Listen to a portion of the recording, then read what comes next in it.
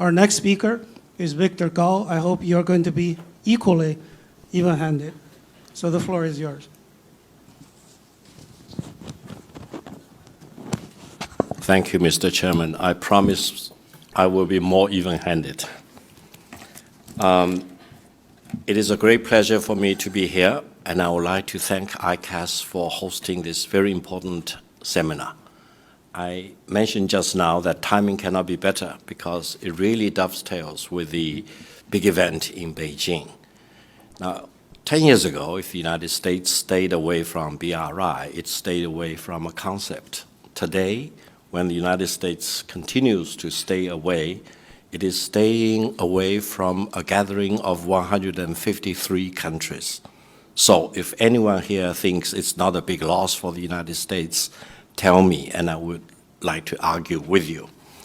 Now, there are so many things about China-US relations we can talk about, and China-US relations is such that everyone knows a little bit about, no one knows the totality about it, and it keeps changing. So when I'm thinking about this China-US relations, I think I just want to share with you my views on one thing at the very, very top. You know, there is a very distinguished American scholar who wrote a book about Destined for War and tries to apply that conclusion to Thucydides' trap theory to China-US relations, meaning China and the United States are destined for war. I felt uncomfortable with that book ever since I read the book review. And I spent quite a few years to figure out whether there was something wrong with that theory when applied to China-US relations. I now realized, and I'm convinced, it's a fallacy if anyone wants to apply that to China-US relations. Now, I say this with due respect to the professor himself, to the school he is from, and to the university in Boston. I came from New Haven, so don't be surprised if people from New Haven sometimes talk about that bigger university in Boston negatively. But I do believe it is a fallacy. Why? Because the professor analyzed all the cases of war and came up with this theory. But he forgets that all the cases of war he analyzed are wars in conventional war. Whereas China and the United States are not only two conventional powers, but more importantly, two of the most important nuclear powers. So there is something missing. You cannot apply conclusion you scientifically arrived at, analyzing conventional wars, and apply the conclusion thereof to two nuclear powers. That leads me to my own theory, if any. It's called the inevitability of peace between China and the United States. Why? People here in the United States say there are two things inevitable to die, probably except Elon Musk or his followers, and inevitability to pay tax. Uncle Sam is getting after you if you refuse to pay tax. Now I added another one. That is the inevitability of peace.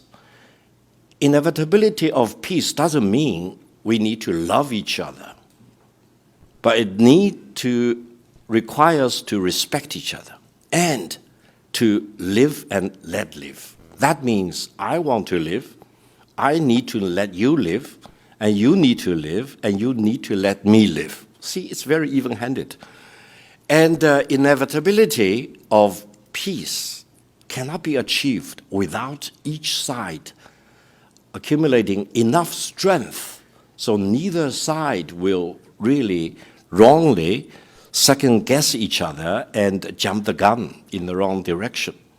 Therefore, I do believe the future of China-US relations is based on inevitability of peace. And I would like to debate with that professor in that bigger university in Boston to see whether any one of us would agree that there is a fallacy in that destined for war policy applied to China and the United States.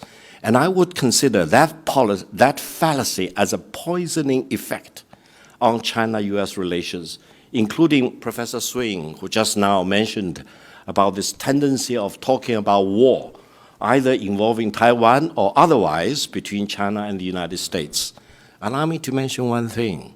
War between China and the United States will be real Armageddon for both China and the United States and for human sapient species. So I would like to urge all of us to do the right thing, that is to promote peace, rather than insanely agitate for war between China and the United States. Now, based on this inevitability of peace, because there are so many problems in China-US relations, what should we do? I think the United States government has characterized China-US relations as cooperation, competition, and confrontation. I would like to ask all of us, what do China and the United States compete for? What do we compete for? Do we compete in men's basketball or diving, especially women's diving, or table tennis, for example? No. We have, each of us, our own strengths and weaknesses, and China and the United States are two countries so different that you should never expect that China should be exactly the same like the United States, or the United States exactly the same as China. And no one here in Washington should really expect that China wants to impose our system or ideology or way of life onto the United States. That means eventually the only right thing between China and the United States is, allow me to mention, your God for you and my God for me. If China wants to impose its God, whatever it's defined, onto the United States, it's a war between China and the United States, because no one in the United States wants to live under a Chinese God. Likewise, if the United States wants to impose your God, whatever you define it, onto China, it will backfire. So, your God for you, my God for me, I want to live, you want to live, I want to let you live, and you want let me live. That is the only right thing. And this will lead to what? The only right way between China and the United States. That is the inevitability of peace. She suggested that at the back situation, China's neighbors, as well as for the American allies, the real choice is not between China versus the United States. The real choice is whether China or the United States is doing the right thing. Now, it will be absurd if China does the right thing and you want to oppose it. It will be equally absurd if the United States does the right thing and you want to oppose it. It really depends on the positions of China and the United States. For example, when the United States bails out of WHO, to follow US leadership will be suicidal. And if you really follow US leadership in bailing out of WHO or other international organizations, for example, you are really throwing a wedge into the international order we are living through. And also, it will be ludicrous to expect that everything China stands for is wrong. No. Why? How can you expect a country completely transforming itself in a matter of 44 years and becoming a leading nation in so many lines of activities? I have due respect for India, tremendous respect for India, but 44 years ago, India and China were on a par as an economy. Now Chinese economy is almost 6 times that of the Indian economy.